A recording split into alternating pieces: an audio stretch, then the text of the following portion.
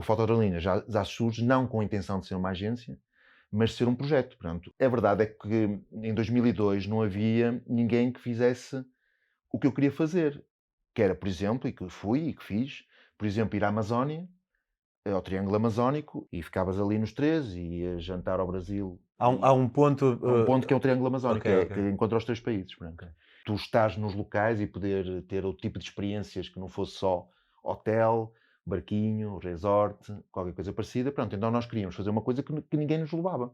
Ninguém me levava para, como nós fizemos na Amazónia, de ir de tico-teco, não é? Teca, era um barquito a motor, e batias nas aldeias indígenas, que depois também aquilo era um bocado de desilusão, porque depois tinha a camisola da Nike, não é? Este projeto independente conta com o apoio de pessoas como tu. Considera apoiar em patreon.com/Pedro on the Road. Olá, bem-vindos à Metamorfose Ambulante. Hoje temos connosco o Vítor. Olá, Vítor. O Vítor é uma pessoa que gosta de se perder por aí muito fora, mas também de câmara na mão. Nós já tivemos fotógrafos por aqui, desde do amador ao profissional. Estou-me a lembrar, por exemplo, do Daniel Rodrigues. Mas acho que não exploramos tanto a fotografia em viagem. E é isso que vamos tentar fazer hoje, aqui com o nosso Vítor. Fiquem por aí, vão curtir.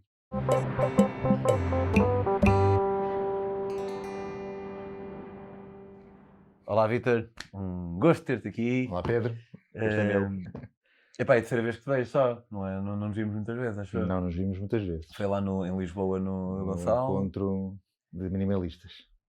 E de viagem. Não terá sido a única. Acho que Mas foi a primeira. Okay. E a primeira é sempre marcante. É verdade, presente a virgindade um do outro. Sobretudo naquele rooftop.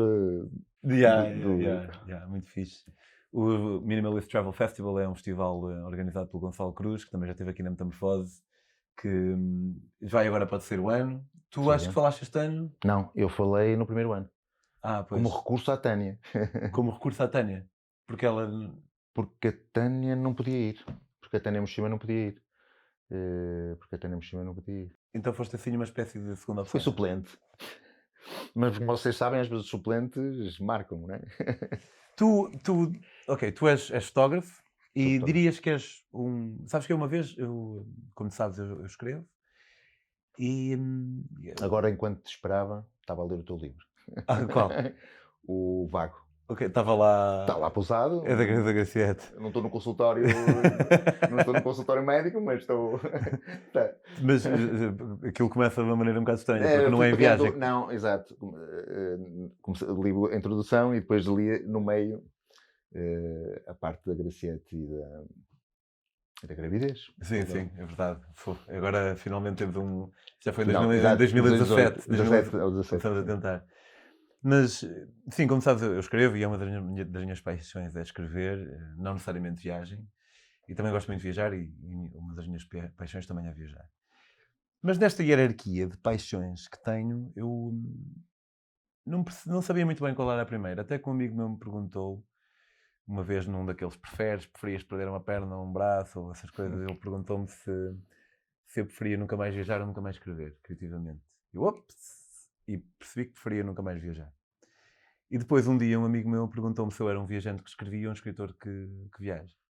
E eu sou, tendo qualidade ou não, isso não é importante, da maneira como me vejo a mim mesmo, mas acho que sou um escritor que viaja mais do que um viajante que escreve. Tu dirias que és um fotógrafo que viaja ou um viajante que fotografa?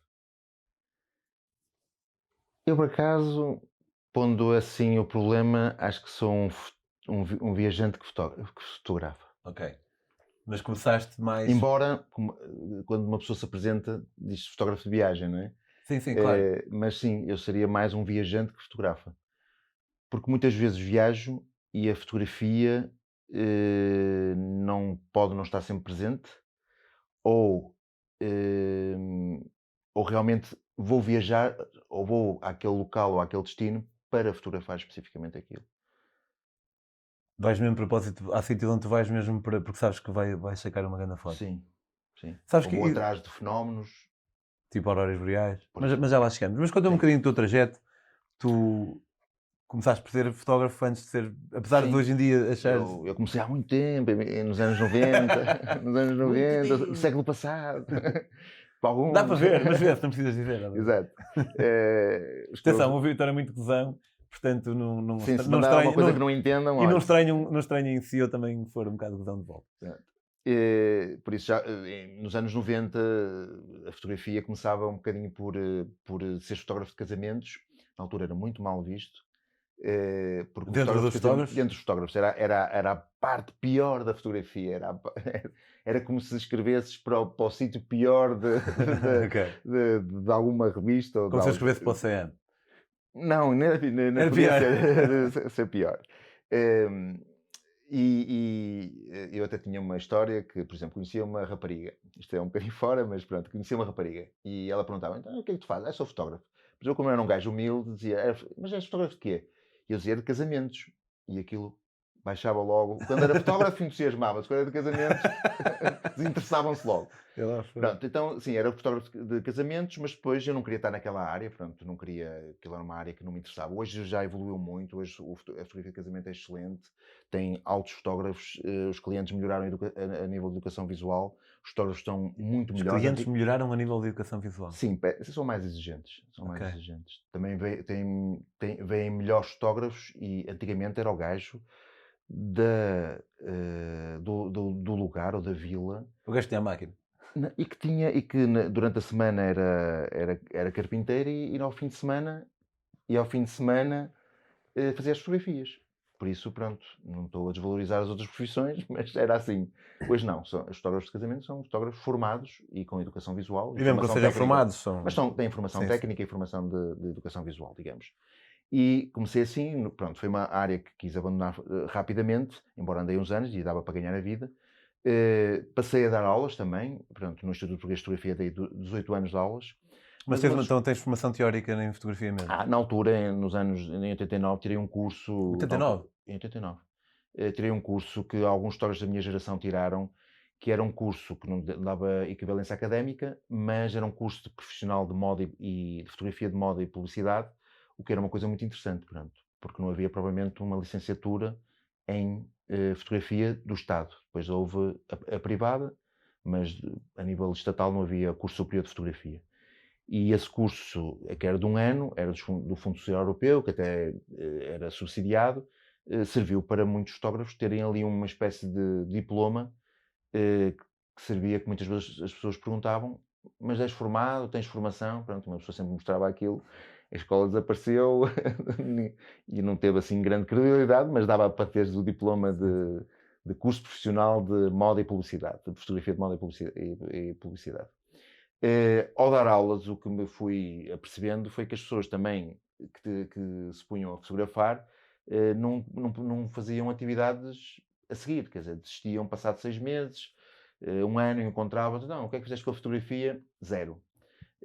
Abandonavam, digamos, o que tinham tirado e que estavam muito entusiasmados, acabavam por abandonar passado 6 meses, um ano, ou o que seja. E eu pensei, isto em 2002, que teria que criar, ou queria criar, atividade para as pessoas fotografarem. E criei aqui uma espécie de slogan, que seria por terra, mar e ar, pronto. E criei assim um projeto que seria exatamente isso, poderes fotografar nesses 3 ambientes. Fizeste em 96? Não, em 2002. 2002, ok, desculpa. Em 2002. Em 2002 lancei esse projeto. E ao fazer o projeto, acabou por empatar que aquilo seria um fim de semana, em que teria terra, mar e ar, mas estás a ver meter jipes, veleiros e helicópteros, o orçamento que aquilo ficava. Pronto. Quando comecei aos helicópteros saía uma fortuna para transportar dos Jerez até ao porto de Lessa, para sair de lá um veleiro ou qualquer coisa assim. Pronto. Então tive que separar aquilo e lancei uma viagem de fim de semana num veleiro nas Ilhas Cias, que é umas ilhas no norte de Espanha, acima de Portugal, na Galiza, e servia para essa experiência na altura. O barco partia de Vigo, o veleiro partia de Vigo, e dormíamos nas Ilhas Cias. As Ilhas Cias abrem de verão a nível da época balnear, mas estão fechadas e até à Páscoa, porque aquilo é uma reserva natural, estão fechadas. E nós íamos exatamente nessas alturas que não estava gente e que se tornaria uma coisa mais experiência ou expedição fotográfica para quem fosse fazer fotografia. E foi assim que começou, assim, a minha vida de começar a querer. Só que o problema é que as pessoas queriam essa parte e depois lancei terra, que seria os Picos da Europa, aluguei uns jipes e fui para os Picos da Europa. E a parte do voar ficou para mais tarde, só consegui fazer em 2010, na Jordânia, com o balão de ar quente. Mas em 2006... 2002? Fogo, pá, desculpa, parece... Em 2002, ainda mais importante para o que eu vou dizer, eu sei que já havia, a Pinto Lopes se calhar tem para aí 100 anos, ou não sei, mas como é que uma pessoa assim como tu, um gajo independente que decide criar esse tipo de iniciativa, como é que uma pessoa se promove não havendo redes sociais, nem nada disso? Eu tinha a base do Instituto Português de Fotografia, pronto, porque eu queria trabalhar com pessoas que gostavam de fotografia. A ideia era fazer uma experiência fotográfica. E essa base era interessante. O que funcionava, não havendo redes propriamente sociais, havia talvez o Wi-Fi, mas não havia esta forma de promoção que as redes sociais hoje em dia promovem às empresas e às marcas, era o passa-palavra. As pessoas gostavam. E o evoluir disto deu a que eu, por exemplo, a oferta era tão pouca e as pessoas eram tantas que eu, por exemplo, abria Marrocos, ou abria uma viagem nova e esgotava, por exemplo, em 12 horas. Ok. Pois, ao mesmo tempo também tinhas isso a teu favor, Não, né? O facto de não isso haver a muita... favor. Já havia internet. Já havia internet, então as pessoas, eu tinha um site e punha lá as coisas, não é? Pronto. E gerava-se essa coisa do passa-palavra, não é? Sobretudo o passa-palavra era muito importante, que hoje em dia também é. As pessoas que acabam por viajar connosco têm a ver com pessoas que muitas vezes até ouviram ou e que acabam por divulgar porque O passa-palavra é uma promoção marketing que não vai desaparecer. mais antigo não é? que possa existir, não é? Sim. Mais antigo que possa existir. Por isso, sim, aquilo até tinha sucesso. E entretanto, eventualmente surgiu o conceito de fotoadrenalina. Sim. Que é o quê? Desde o início sempre foi fotoadrenalina, que era exatamente a criação de um projeto fotográfico em que a fotografia estava sempre presente. A ideia era viajar para fotografar. Talvez as pessoas não se lembrem, mas não existia nada. E não existia nada mesmo no mundo. Nem o que se chama hoje em dia expedições fotográficas. E eu também não tinha esse conceito. Eu não queria o conceito de expedição fotográfica. Queria o conceito da experiência fotográfica, porque não sendo eu uma agência de viagens, nem era essa a intenção, era criar uma atividade para tu fotografares. Tu ias viajar, não por viajar, mas para fotografar. Criou-se esse conceito de juntar à viagem o gosto de viajar, o gosto que já tinhas da fotografia. E tu davas formação ao pessoal em viagem? A ideia era sempre dar um suporte, porque as pessoas que iam connosco e que iam comigo, no início era só eu, que iam comigo, eram pessoas de iniciação da fotografia. Os profissionais eram sempre pessoas solitárias, não é? O fotógrafo profissional é sempre uma pessoa mais solitária que vai viajar e que não quer ter ninguém à volta, quer se calhar estar isoladamente a descobrir e a captar as suas imagens. Aqui gerava-se outras coisas, que era uma pessoa que estava a iniciar a fotografia e que queria também praticar, porque aqui era mais a intenção de praticar, e claro que a melhor forma de aprender é praticar. E no caso da fotografia, que já tinhas recebido a parte teórica, eu podia sedimentar alguns conceitos técnicos, ajudar a fazer uma cascata, um arrastamento, a mexer nos tempos, a mexer nos diafragmas. Claro que fazias ali uma espécie de recapitular da matéria, não é? Mas havia gente que já sabia e esses estavam mais tranquilos, mas havia outros que tu davas um apoio maior. Não era a intenção de fazer um workshop, embora às vezes as pessoas diziam: Ei, Vitor, podias ensinar aqui umas coisas de composição, umas coisas técnicas, pronto, e eu lá falava. O problema é que chegava ao final do dia cansadíssimos e às vezes estava eu a falar, assim, de coisas de estética, composição e técnica e via as pessoas ali a fechar os olhos, porque estavam já muito cansadas. Por isso, juntares a formação à viagem, ao ritmo de viagem, tinhas que dosear para não teres a sala toda a dormir Pois, claro. E estou a falar. E a fotoadrenalina será tipo das agências mais antigas, assim, desta onda, não é? Sim, talvez assim de aventura, a Rota dos Ventos foi a primeira, com o Gonçalo. Cadilho? Não, com o Gonçalo, agora não me lembro do último nome dele, mas não tinha nada a ver com o Cadilho. Mas é conhecido? Ele é conhecido dentro das agências porque foi o primeiro assim de aventura. Ele faz assim uma espécie de outsourcing. Tu queres viajar com ele, ele manda-te para um sítio já com o overland lá ou pronto, no fundo subcontrata outras agências, mas foi o primeiro de aventura, tirando o que eram os Abreus, que eram as tradicionais agências de viagem, que não tinham tanto a versão, se calhar, aventura, e estamos a falar de 90 e tal, não é? Quando ele lançou a Rota dos Ventos. O Fotoadrenalina já surge não com a intenção de ser uma agência, mas de ser um projeto. Portanto, a questão é que se mistura aqui esta coisa do conceito, digamos, legal e do alvará da agência de viagens, uma espécie de haver os taxistas e de repente surge o Uber das agências de viagem, não é? Então é sempre uma coisa que quem é taxista se queixa do gajo do Uber, não é? Então você agora vai dar boleia ao pessoal de casa para o trabalho, não pode ser, não é? Pronto, a verdade é que em 2002 não havia ninguém que fizesse o que eu queria fazer, que era, por exemplo, e que fui e que fiz, por exemplo, ir à Amazónia, ao Triângulo Amazónico. Desculpa, o Triângulo Amazónico implica o quê? O Triângulo Amazónico inclui, nós entramos pela Colômbia e inclui os 3 países, quer dizer que na Amazónia tens 3 países, o Peru, a Colômbia e o Brasil. Okay. Pronto. E ficavas ali nos 3 e ias jantar ao Brasil. Há um ponto... um ponto que é o Triângulo Amazónico, okay. que encontra os 3 países. Okay. E foi interessantíssima a viagem.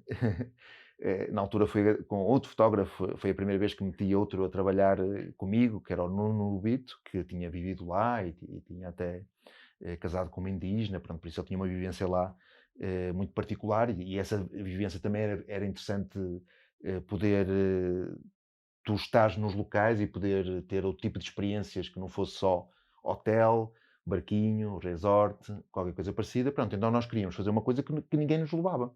Ninguém me levava para, como nós fizemos na Amazónia, de ir de tico-teco, não é? Teca, era um barquito a motor, e batias nas aldeias indígenas, que depois também aquilo era um bocado de desilusão, porque depois tinha a camisola da Nike, não é? Pronto, pronto, mas isso é outra parte mas sabes, deixa-me só dizer isto, uma vez estava numa yurt com os nómadas da Mongólia. Sim. Também há yurt na Mongólia, o yurt é mais da Ásia Central. É isso. E pá, uma cena super foda, onde é que eu estou? E a senhora que estava lá a cozinhar tinha uma t-shirt do Ronaldo. E eu falei nisso, não há... Nós gostamos muito do Ronaldo. Nem com os... Não é nada a ver com o Ronaldo. Tipo, nem aqui com os nómadas da Mongólia um gajo consegue escapar da... Portanto, sim, eu percebo. Sim, e lá, a vez que tive com os indígenas, elas de mamas à amostra e tudo, era uma coisa que depois tinhas de pagar antes, não é? Portanto, pagavas para entrar, pronto. Claro que para a fotografia era fixe, depois para a sensação de que estavas a viver uma coisa mais única ou mais primitiva, não o era. Pronto, mas este, na altura, estamos a falar em 2000 e tal, ninguém me queria fazer, ou ninguém, não me queria, não havia no mercado comercializado, a nível das agências, aquilo que nós queríamos fazer. Claro que hoje o Fotoadrenalina é totalmente uma organização de viagens que até na área da fotografia foi mudando, porque hoje se calhar temos a situação de fotografar locais bonitos, mas enquanto antigamente nós tínhamos as câmaras, os tripés e as pessoas traziam as coisas e queriam, digamos, perder tempo com isso, agora querem fotografar os locais bonitos, mas com eles lá presentes. As chamadas selfies, não é? Portanto, por isso esse paradigma também acabou por se mudando ao longo de 20 anos, não é? Que nós temos 20 anos, acabou por mudar, pronto. E nós também legalizamos isso e tornamos a Fotoadrenalina agência de viagens, pronto. Mas tu, enquanto fotógrafo que viaja, ou viajante que fotografa, que é mais isso que tu disseste, sabes que eu tenho aqui Deixa-me recomeçar este pensamento. Eu quando estava na Arábia Saudita, que foi com o João Amorim e com o Pedro Brandão, que foi do nosso filme, e pá, eu vi o Brandão lá para trás para a frente com a câmera e pensava, eu nunca conseguia fazer isto. A cena de... Mas é importante, se queres fazer um filme, tens que fazer isto. Para o pessoal, para apanhar as expressões do pessoal e tudo mais. E é uma cena daquelas que provavelmente não é um princípio, é mais um gosto pessoal. Porque se fosse um princípio, então eu talvez estabelecesse um juízo de valor acerca disso quando vejo alguém fazer e não estabelece.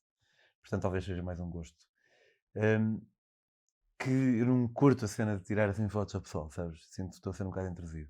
Porque estás próximo? Eu não curto que eles saibam que eu estou a tirar uma foto a eles próximo e de propósito, e especificamente a eles. Mas, por exemplo, a semana passada fui ao Exodus, em Aveiro, e estava lá um fotógrafo dos Estados Unidos da América, da ascendência japonesa, Yashamite, não sei. E o gajo disse, I shoot first, ask later. Que é exatamente o contrário daquilo que eu estou a dizer. Tu, qual é a tua política e o que é que achas que... Eu também sou por o Cartier-Bresson, que era um fotógrafo muito conhecido, e dizia, se não está boa a fotografia é porque não está suficientemente perto. Não é? Ele era um fotógrafo, sobretudo de rua, não é? Fotografia de pessoas e de estar na rua a fotografar as pessoas. Por isso essa coisa de que ele dizia que se não está bom, não é? Porque existe esta coisa um bocado quase paparazzi, que é eu estar discreto a fotografar a pessoa e a pessoa não reparar que eu estou lá. E isso em fotografia não é bem assim, porque tu consegues estar próximo e apanhar o momento. E essa adrenalina, e eu gosto muito dessa parte, quando viajo, e, e a parte que até dá mais sabor, a parte da paisagem se calhar foi aquilo que começou a puxar-me a fotografia, porque sem dúvida é excelente fotografar coisas muito bonitas, mas depois também temos aquela questão que é o que é que tu consegues fazer de tão diferente quando uma cascata que corre 365 dias por ano e exatamente igual. Agora, com as mudanças climatéricas, pode haver aí uma diminuição da cascata, mas pronto, o conceito, não é? A cascata funciona 365 dias, 24 horas por dia a bombar a mesma água. Se fosse, aliás, É possível que alguém tire a mesma foto que tu? é possível. É que agora tiram milhares de pessoas, não é? Na Islândia estava pejado de gente, de fotógrafos, a tudo a tirar a mesma coisa. Eu disse, o que é que se pode fazer tão diferente? Não é? E eles todos entusiasmados a pensar que a sua ia ser única. Então, muitas vezes, quando tu estás mais na área da fotografia de rua, ou de reportagem, ou de fotojornalismo, pronto, tu quiseres chamar, mas pronto, em viagem se calhar mais a fotografia de rua, porque não tem este caráter tão informativo, ou de denúncia, pronto, que o fotojornalismo pode trazer. Esta relação da proximidade com a pessoa é o que dá a maior parte dos fotógrafos sabor, não é? Há vários fotógrafos, até fotojornalistas, o Natchway, pá, a relação que tem com as pessoas, o Sebastião Salgado, que é mais conhecido para toda a gente, pá, ele tem a relação com as pessoas próximas. Depois a técnica pode ser à bruta. Se tu vais na rua, não tens relação com a pessoa que está do outro lado. E a ideia é não ter, às vezes. Quando dizes que ele tem relação próxima... O Sr. Salgado fazia mais uma coisa de estar com os indígenas da Amazónia e estar contigo e não estar com a câmara e mais tarde ir fotografar, não é? Quer dizer, eu vou ter uma relação contigo, estou com a câmara sempre e de repente começo a fotografar. Quer dizer, que o meu trabalho é mais longo e não é feito no momento. Há outra coisa que é eu estar na rua e tenho que apanhar os momentos. Quer dizer, se tu estás a andar ou se tu estás a atravessar a rua, eu vou ter contigo e fotografo-te. A reação que tu vais ter pode ser interessante, claro que é uma fotografia sempre que não é tudo para aproveitar, mas o que eu sinto como fotógrafo é que quando eu estou próximo desse momento, estou também com essa adrenalina e estou a captar, seja uma rapariga a andar, seja um momento único de alguém ou a cair, ou do momento de expressão da pessoa. É exatamente o que tu queres é apanhar isso, sem a pessoa, porque se eu te apontar aqui a câmera, tu possivelmente o que vais fazer é ou palhaçada ou desviar a cara, porque não queres. Portanto, o fotógrafo o que tem que fazer é não criar nenhum desses dois momentos. É tentar teres o momento sem mantendo a tua expressão. Quer dizer, eu agora tirava-te uma fotografia e já estava. Pronto. Por isso a parte tem a ver, a parte interessante tem a ver com esse sabor, que é tu conseguires fazer a imagem perfeita, digamos, sem que a pessoa, mesmo tu estando lá presente, sem que a pessoa mude essa expressão. Mas também te digo uma coisa, porque isso muda também culturalmente. A Europa tem muito, generalizando, não é? Pronto, a Espanha, a França, se eu me ponho na câmara, se me ponho na rua a fotografar as pessoas, tenho muito mais dificuldade. A reação é normalmente negativa. É, não quero, desvio-me, o que é que está a fazer? Não pode fotografar aqui. Põe assim a mão, pronto. Essas coisas que as pessoas têm a mania de que não se pode. Mas pode, legalmente, geralmente. Depende para o que é que eu vou fazer com a fotografia. Eu posso estar a fotografar a rua e não estar a fotografar a pessoa e a pessoa está a passar à frente da câmara. Mas eu tenho ideia mesmo por leis que em público podes fotografar o que quiseres. Não é? Há um direito à imagem, e o direito à imagem, se eu te fotografar na rua e disser, olha aqui o Pedro na rua, claro que isso tens direito à tua imagem. Pronto, se tu fores uma figura pública, aí pode ter uma situação de informação e eu estou a dizer que tu estás numa manifestação e então estou a informar de que o Pedro, que é uma pessoa conhecida, está a fazer isso, não é? Pronto. Mas eu posso estar a fotografar uma manifestação e estão lá as pessoas, não tenho que pedir autorização a todas as pessoas. Portanto, Claro. porque o objeto não és tu, o objeto é o acontecimento em si, não é? Quer dizer, aí não tenho que andar a pedir autorização. Agora, se eu vou particularizar a ti, poderia ter que tirar autorização. A não ser que tu sejas uma pessoa interessante e o facto de estares num sítio a uma determinada hora e esteja a fotografar e a dizer, olha, este fulaninho estava aqui, pronto. Mas também é subjetivo, não é? O que é Mas em geral pode haver essa utilidade, não é? Que depois é aquela coisa do paparazzi, não é? Se o paparazzi pode fazer a coisa, não pode, ou pode fotografar o Cristiano Ronaldo. Ou... Achas que há países... era isso que estava a dizer. Há países que tu, quando fotografas, é totalmente diferente. Tu vais para a parte asiática, pá, e os gajos tranquilos. Eu tenho imagens, eu dou muitas vezes este exemplo. Na Índia está um gajo a fumar e estão 10 pessoas à volta dele, ele continua a fumar. E tu vês a fotografia e diz assim, este gajo alguma vez pensa que eu estou escondido atrás de uma árvore ou de uma... Não, Tu percebes um pela metro. foto pela qual olhas que o gajo sabia que estava a Não, ser e tu. mais, ele até faz outra coisa, ele continua a olhar para ti, que é isso que é interessantíssimo, não é? Eu consegui fazer fotografia como se fosse um modelo profissional. Só que ele não é um modelo profissional, ele é uma pessoa de rua, não é uma pessoa que está na rua a fumar. Só que a relação que ele tem com os fotógrafos ou com a fotografia é tipo, se calhar, eu não estou na cabeça dele, mas se calhar está-se a fotografar para ti, não é? E está ali a fumar. E tu estás a tirar as fotos. Isto é bom. Se fosse aqui na Europa, se calhar estavam os espanhóis a dizer, ou os portugueses, não é? A dizer, aí não fotografo, aí não me ponha aqui a câmara. Ou então estou a fazer uma palhaçada, pronto, se consinto a fotografia. Ias a dizer? Ia perguntar se achavas que havia países, precisamente, onde era mais fácil do que outros. Eu recentemente estive na Argélia. Eu organizo viagens para uma agência competidora da fotoadrenalina. Isso também podemos falar sobre isso, que é, não há competição, há lugar para todos. E isso é que é Claro, giro. Isso é que é giro. Eu não. Eu acho que é competição na medida em que são duas agências, neste caso, que estão a tentar captar o mesmo público. Há bastante público. Mas o que eu acho é que a palavra competição não tem que ser má. Não. E a Argélia tinha uma espécie de bipolaridade que era... Lá está, eu não tendo a não tirar fotos às pessoas, mas às vezes quando quero muito peço. Não pedi muitas vezes, 100% das vezes que eu pedi ninguém deixou. Por outro lado, também era o sítio onde mais vezes alguém vinha ter comigo e pedir para lhes tirar uma foto. Tipo, havia assim esta bipolaridade.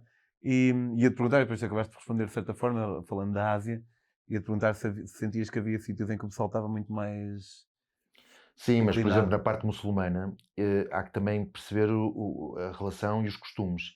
Claro que eu fotografar uma mulher que vem acompanhada por um homem, que é o marido possivelmente, eu não vais fazer isso, ok? Há aqui também um respeito de perceberes como é que são os códigos das pessoas, não é? Vais ter mais dificuldade em qualquer país árabe fotografar uma mulher isolada, mesmo que ela esteja isolada. Pronto, e isto também tens que perceber. Eu posso tirar, claro que sim, mas a relação é diferente. E eu aí acho que é um bocadinho... o fotógrafo também tem que ter esta noção do que é que está a fazer e o que é invasivo, sob o ponto de vista de se vai acompanhado, pronto, é realmente, pode até gerar uma questão muito tensa entre ele, que é o gajo a tirar qualquer coisa, não é? Pronto, dele ficar a protestar. Mas também em viagem eu ensino aos meus que há uma coisa que eu não faço, que é fotografar pobrezinhos. E pessoas em condições que estejam numa condição que não escolheram, não é? Um pedinte, e eu vejo às vezes essa tendência, ele é um pedinte, e vou lá tirar a fotografia, não é? E eu nego completamente isso, acho, não tem, a não ser que seja um trabalho de fotojornalismo em que eu estou a denunciar que existe pobreza num determinado país e posso às vezes utilizar isso para denúncia, não vou utilizar a posição dessa pessoa humana e depois vou pô-la nas minhas redes sociais. E que bonito retrato que eu fiz aqui de um pobrezinho todo sujinho. Isso não faço e também peço para as pessoas não fazer quando estão comigo. Espécie de ontologia. Outra coisa também que peço sempre é quando tu fotografas, acontece se calhar também a ti, o pessoal às vezes gosta de fotografar, por exemplo, está uma música a tocar na rua e o pessoal põe-se a gravar e a fotografar, não sei o quê. E depois vaza. Depois não paga nada, O gajo não está ali para ser fotografado, o gajo está ali a ganhar a vida, por isso se tu vais fotografar, dá qualquer coisa, 50 centos, mas dá qualquer coisa, porque ele não está ali para tu tirar as fotografias nem para lhe gravar as músicas e depois dás a sol. também nós, quando viajamos e que somos líderes de viagem, não é? E eu gosto de incutir esta cena de que, pá, nós temos que ter aqui algum respeito pelas pessoas e no caso aqui a mistura da fotografia, não é? Evitar fotografar pessoas com condições, pá, que não escolheram, não é? Que é a posição muitas vezes Desfavorecida. desfavorecida. Não sermos favorecidos com o desfavorecimento dos outros, talvez. Uma coisa é fotografar um indiano que tem X característica, ou um peruano que tem X característica. Outra coisa é aproveitar-se dessa característica para fazer o póster lá de casa ou na rede social, arranjar ali um retrato do pedinte. Acho que não é por aí a nível de fotografia. Também temos de ter ali alguma ética. E existe a ética fotográfica, não é? Como é óbvio. Percebo. Em termos utilitários, a pessoa não vai ficar mais. Não lhe vai acontecer nada com aquilo, não vai ficar mais pobre por causa daquilo. Mas eu percebo que há algo ali. Não, porque a fotografia é sempre para te levar como imagem, não é? Por isso é que eu não me importa, porque depois tu podias dizer assim, pá, está bem, mas então vais fotografar o pessoal que vai na rua sem autorização, e como é que é isso? Não, porque a minha fotografia é sempre no sentido de valorizar. Por isso tem a ver com a parte estética e depois fotográfica, mas estética de valorizar. Quer dizer, eu o facto de apanhar na rua e não te pedir autorização e expor isso, nunca é com a intenção de te desvalorizar. É sempre numa intenção de que o conjunto, no máximo a fotografia, e tu fazes parte desse conjunto que estou a fotografar, seja em grande plano ou seja num plano mais afastado, e é para te valorizar. Quando eu fotografo o pobrezinho e não tem nenhuma carga fotojornalística no sentido de informação ou de denúncia, aí já estou a ir por outro caminho, não é? Que é o caminho de que olha este pobrezinho que eu fiz aqui um grande retrato, mas não está a valorizar a pessoa, porque ela não escolheu aquilo. Ela não escolheu aquela situação e aquela posição humana que está, que é de pedir, de estar numa situação de condição humana que não escolheu, de certeza. Teve alguma foto, e se calhar isto é daquelas perguntas que se eu te a fizesse 10 vezes em 10 dias diferentes, se calhar ia responder 10 vezes diferentes, porque acho que tens milhares de fotos, mas teve alguma foto, não que seja necessariamente a tua preferida, mas que seja a tua mais querida? Quando eu quero dizer com isto posso ter uma preferida em termos de estética, mas pode ser uma que seja mais querida devido a todo o contexto ou assim. Uma não terás, porque pronto, Pronto, lá está, hoje em dia, então, com o digital, pá, tu fotografas imenso, não é? Antigamente tinhas o filme, eras mais cuidadoso, tinhas 36 fotos, eras mais contido na fotografia. O digital trouxe-te um bocado mais imagens, pronto. Embora eu não sou também como alguns fazem, que são capazes de uma viagem tirar 2000 fotos, eu não tiro 2000 fotos, não é? Pronto. Porque sou mais seletivo naquilo que quero tirar, pronto. Mas mesmo assim tenho muitas fotos e por isso tenho uma série delas que isso é interessante, porque tu ao longo do tempo o que gostas numa altura podes não gostar. É um bocado como nos acontece se calhar com os livros ou com os discos ou com as músicas. Às vezes gostamos daquela música, se calhar passado 5 anos já não tem aquele já não está naquele top 5 das nossas músicas. E é interessante quando tu, sendo o teu trabalho, não sei se te acontece às vezes com os livros, pronto, mas também se calhar os livros não têm tantos como eu tenho de fotografias, não é? Pelo menos isoladas, não é? Se nós temos ali imagens que continuamos a olhar ao longo dos anos e a dizer, epá, isto é uma grande imagem. Sim, e tem várias. Sim. Consegues pensar numa. Ainda no outro dia, para casa, estive a rever, que era não tanto, porque é um bocadinho única, foi um miúdo a cair em água, que acabou por ser muito conhecida, pronto, porque eu cheguei a pô-la nas redes várias vezes, e depois até chegou a ganhar concurso, e pronto, porque era uma fotografia que funcionava bem, que era um miúdo a saltar para dentro de água em Marrocos, pá, e é única, porque eu nunca consegui, mesmo com quem percebe de fotografia, mesmo com digamos, uma situação de motor a fazer 3 ou 4 ou 5 fotografias por segundo, chegar e os pés estarem pousados na água, os pés estão mesmo assim em cima da água, sem estar dentro nem estar fora, nem estão muito acima, nem estão muito abaixo, estão exatamente como se estivessem lá na água. Houve gente que na altura até dizia que poderia ser Photoshop. Ok. Então é um miúdo assim a cair e ele ainda por cima a posição, porque depois tentou-se repetir aquilo e o miúdo nunca caía na mesma posição. Depois tem a ver exatamente com o momento, não é? Pronto. E essa fotografia, pronto, é assim um bocado uma fotografia que fica sempre, pronto, porque tecnicamente está muito bem feita e toda a estética conjugou. É o fundo, não houve nada que interferisse, tem água só, o miúdo a cair na posição por equilíbrio, onde foi apanhado os pés, junto à água, o reflexo, tudo está lá. Portanto, então acaba por... Muito bem, Vítor, olha, muito obrigado. Vemo-nos, o Vítor voltará daqui a umas semanas. Podem seguir o trabalho do Vítor em Vítor Costa no Instagram? Não, é fotoadrenalina. Fotoadrenalina no Instagram. Relembro que a Metamorfose também aparece em podcast. Quando metem Metamorfose nas plataformas de podcast, vai aparecer uma Metamorfose que diz Pedro on the Road e Maluco Beleza, e vai aparecer outra que diz apenas Pedro on the Road. É a segunda. Vemo-nos para a próxima. Muito obrigado. E vemo-nos para a semana.